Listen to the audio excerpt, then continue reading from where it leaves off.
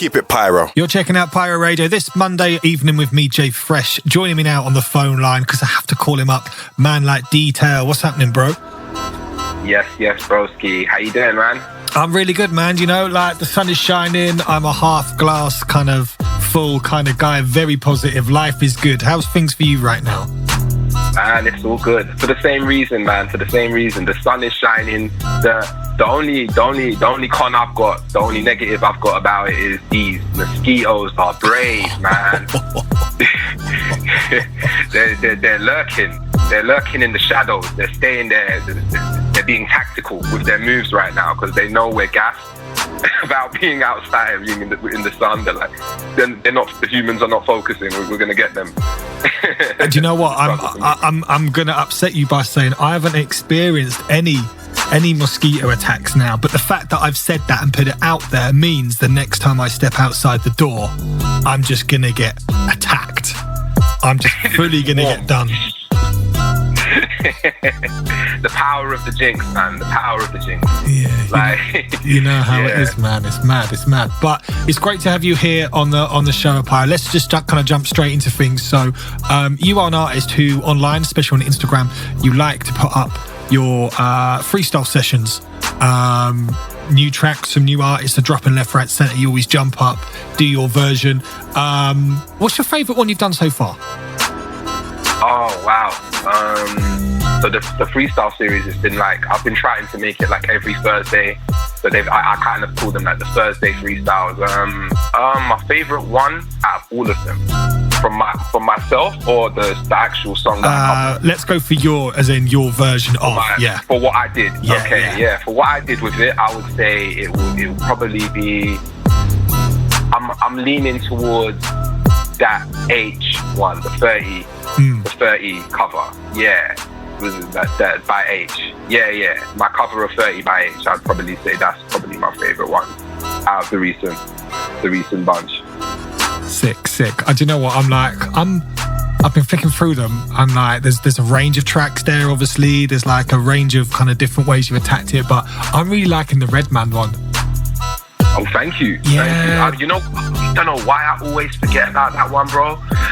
I don't know why for the life of me. But the Redman one, that's a favourite of mine as well, definitely. Yeah, definitely. I think it's cold. It really stands out, man. But talking about kind of legendary artists, I did read a quote about you the other day that it made me laugh.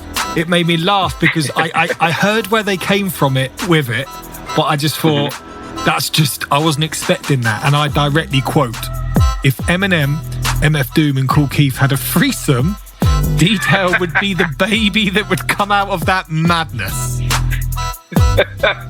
What? How does that make you feel? Man, all kinds of you know what? The feeling that it makes me feel hasn't been invented yet. Like it hasn't been discovered yet. I can't tell you what it is. It's beyond, man. That's crazy. For one, that's one of the greatest, most hilarious analogies, or whatever you want to call it, I've ever seen. Like, if you know what I mean. But to be compared to those three, wow. Like I grew up on those three. Crazy. Like I actually did. Like I love Kool Keith. MF Doom's my favorite MC, full stop. And Eminem was like your gateway rapper. Like, you know how they say marijuana's the gateway, bro? Like Eminem was kind of like your gateway to hip hop when you're young. Like for me anyway, if you were 10 years old by 1999, you know what I mean? Like M was the gateway. But yeah, to have that comparison, it was crazy, man. It made me laugh. It made me laugh as well. I'm not gonna lie to you. It was very funny. Definitely. I think it's legendary. It's one of the most memorable quotes I've heard in a long time, and that will always kind of resonate with me, definitely. But to anyone who is a fan of your music and has been kind of following the journey, you are an artist who has and kind of consistently been putting out large bodies of work, albums. So in 2021, I want to ask you, is it still important for artists to release albums? And if so, why do you think it is? I think, all right, so this one, I'm going to try and be like I'm gonna try not to misquote anyone, but I think personally, I have to separate the technical aspects of it to the personal thing. Like the personal thing for me is albums always matter. Albums do matter. Like Prince said. Remember when Prince said albums still matter? Like at that award ceremony, that spoke to me. I was like, yes. But on the technical side to it, it's kind of like humans aren't really, the attention span is very thin. And not a lot of people have the time to sit around for an entire body of work. Let's say a 12-track record. Do you know what I'm saying? Not a lot of people all have the time to sit around and play the entire record. They might have their select few records from there. They'll put in a playlist. Do you know what I mean? And they'll be like, yeah, this is my favorite from this artist. But it's very rare that you see anybody and it hurts me because I think it's important. I think it's really important. I feel like an album speaks louder volumes on an artist's resume than a big single, in my opinion. A classic album speaks like. But yeah, so I think albums are very important. But I think it's a singles driven era, and I feel like I understand that. And where I've released quite a lot of albums, and it's always been for that purpose. Always been music, art. I wanted to really, push the boundaries in alternative hip hop and underground hip hop with the earlier releases that I was doing. But I noticed that when we started releasing singles, as opposed to just a full body approach, a full body of work, it was easy. It was easier to digest for the listener. So I feel like right now I'm currently building an album. So it's we're focusing on singles. So yeah, I would for me, albums still matter, man. Sorry, that was a short story long. No, we want the insight, man. And obviously music and artists and everything, we absorb kind of changes and the way things go, and like you said, the way people absorb music. Yeah, adaptability is key. But at the same time, someone like yourself right there, you've outlined that you recognize the current trend of singles game, but for you and the genres you move in and how you operate, having an album is still important to kind of be perhaps a more expansive piece of art you're putting out there. Yeah, definitely. I exactly, yes. Sick. Fully. That's how I see it.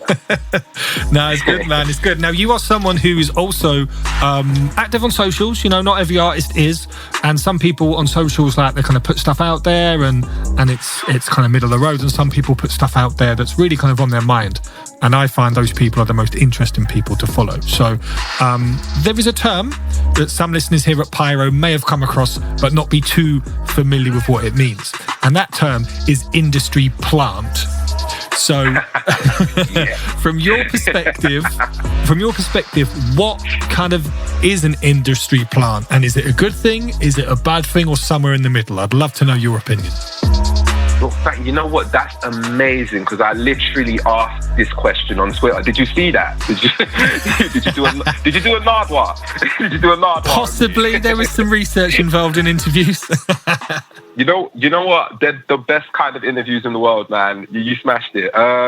Thank you for asking. That question's been on my mind all week, and I honestly, based on some of the replies I got from that tweet, I was like, an industry plant, the definition of it is almost like how people would say a bring-in, someone or someone who just, they didn't have to work, they just knew someone that, put them there, and now they're there, kind of, they have an agenda behind it and everything. I think industry plants are dead, but I just kind of almost struggle to identify what is one within our community, within what we do. It's hard for me to point out one and be like, yeah, my man seems like an industry plant because everyone's doing the same thing. You know, everyone's putting out music. Everyone's like released it. If someone's doing better than the other person, does that necessarily make them an industry plant? Do you know what I'm saying? Like, but if they were to just come out of nowhere and start, you know, going number one with like little to no history behind them, then I would be like, nah, this is sus. So I don't know. I don't do industry plants, man. I can't. I'm not with I'm not a stan of industry plants. Definitely not. Again, though, it's hard to identify them within our community. In the UK rap, the drill, the grime. It is a very, and that's why I put the question back on you, because I'm like that. But it is a very, it's a very difficult thing to answer, because I have my opinion. Obviously, I want to get your opinion. From my perspective, you can see things and you think, you know, we music has always had the element of the kind of one-hit wonder, or nowadays that would be like the viral hit or whatever. The viral, yeah. And sometimes you do that, and then it might be an artist that perhaps you're not too familiar with, and then if you click back, you actually find they've been doing bits for a while. So I think it's now a bit murky to try and see that, and I think obviously it goes on, and I think it's just down to the individual. I think some artists or some people just like, oh yeah, like it's just a bit dead, and I think other people get very kind of emotionally invested in the almost the miscarriage of justice of it all. Do you know what I mean? Right. Yeah, exactly. Yeah, it's so that's why I'm glad we're talking about it. The dialogue needs to be had, because now it's gotten to a point where people are just using the word and throwing it around.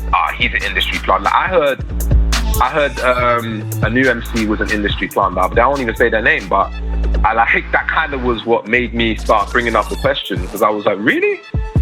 Like this person, like, is it because they're successful right now? Or like, I went back and did a bit of history check, and I was like, okay, well, they haven't been out for years, but you know, it's not unheard of for a new talent to come out and, you know, just take it by storm, you know, like by putting in the work. I don't know, but yeah, it's a tricky one, man. It's a real tricky one. It's like I said, it's real hard to identify unless, when back in the days you were able to see, you would know, like before the internet craze and whatnot, when it was in records and stuff, you would know, because you would see the authenticity, you know what I mean, like in the artists themselves, like their music and how they do it. You would be like, oh, this person can't play no instruments. This person doesn't write their own songs. You know, this person was literally created by the label. Like this person is an idea. Like, you know, like there was bands like that from the 60s, you know? Like, so the industry plant's always been there, man. Wiley, what does he represent for you? Wiley was like, how can I say, man? Wiley is that, like, the guy who he did things. I think he did a lot for grime, like, and he's regarded as the Godfather in general. And like, nobody argues with him. So it's kind of like, okay, you know what I mean? Like that respect off the bat is there. But Wiley, growing up, I was always listening to Wiley. He was one of the people I learned from, like just listening to his music, watching the moves. You know when you watch how an artist makes moves, kind of like examine it. You're like, this person knows what they're doing, or like. So Wiley was there, but along with Dizzy Rascal, was like one of my biggest influences, man. Like they're like, I grew up listening to these people, and we follow each other on Twitter, man. I'm gonna try and link up with Wiley. Big up Wiley, man. Yeah, soon come. Well, look, I actually think that would be sick in terms of you two connecting on a record, because one thing that really stands out for you as an artist that I love is your tone. I think your tone when you spit is quite distinctive, and I think it really cuts through.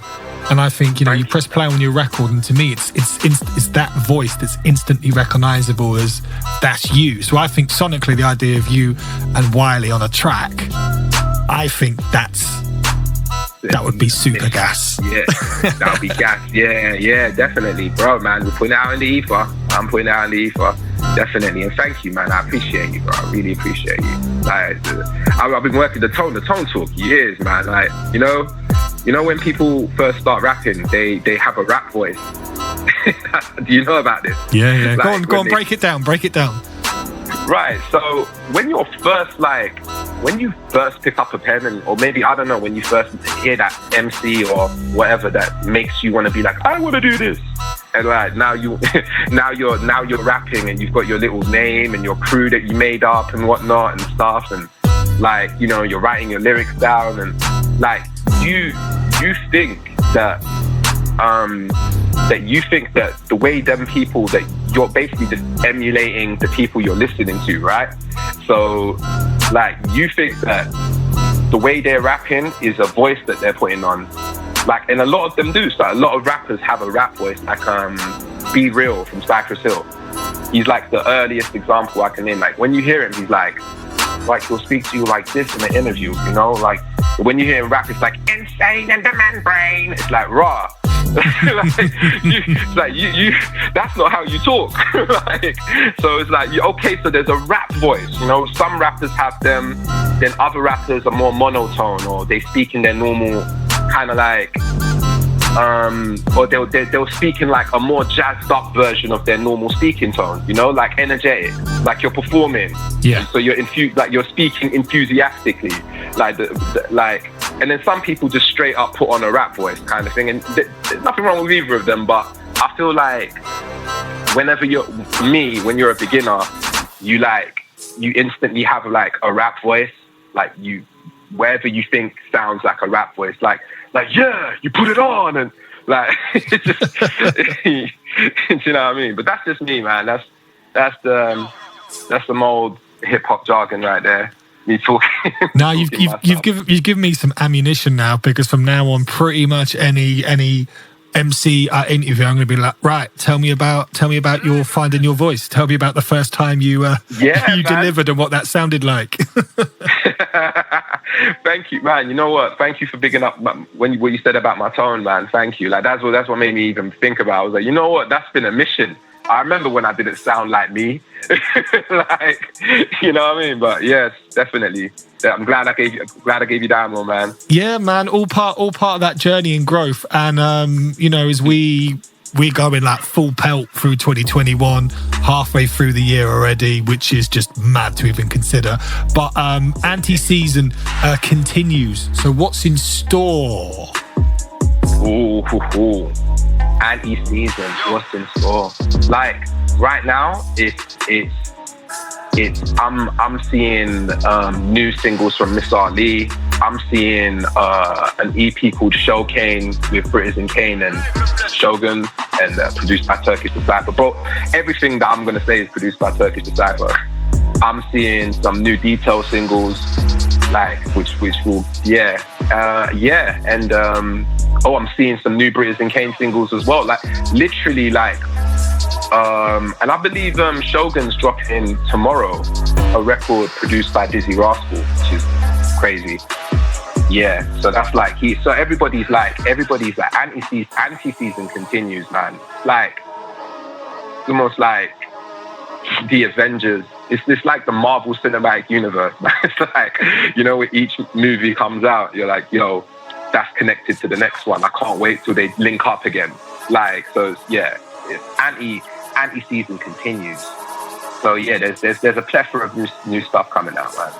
Yeah, the sounds no shortage of new music. Exactly, and it sounds like there's a lot of not only new music, but there's a lot of exciting music, and some of the combinations you were saying there made my ears prick up and be like, oh, okay. So, you know, we need to pay extra attention to what you and the rest of the team have got going on. So, listen, man, we are just about to press play on Nah, produced by Turkish. But before we do that, I'd like you just to kind of break down the track, how it came together, your kind of concept behind it, before we press play here at Pyro. Big love. So this record is called Nah, produced by Turkish Decipher, and it's by me, Detail. This record came to me like when I first heard the beat, it instantly spoke to me. It made me like you know when some people have like a stank face when they really like something they're listening to, their face changes. You're like, oh, this person's real into it. Like I had like a nah expression when I heard that beat. I was like, nah. Everything was just nah, and I was like, is this beat really happening? Like, am I really hearing this? So the beat, I basically just wanted to compliment that beat. And I was like, I'm the only person who can compliment it. It's mine. And I kind of treated it like every other MC was out to get it. So I was like, nah, all of you must pay. Like, so I got in my vengeance bag with this record. But it's an anthem. I would call it, and also at the same time, I wanted to make like an anthemic grime feeling rhythm, man. Like, yeah. So that's Nah. Yeah, and it is the story behind it. And, you know, pulling that face when you press play. Like the first time you heard it, the first time obviously I heard the finished record, I was like, ugh. Like, yeah, even on, I think it was iTunes or whatever, or however I opened up on my laptop.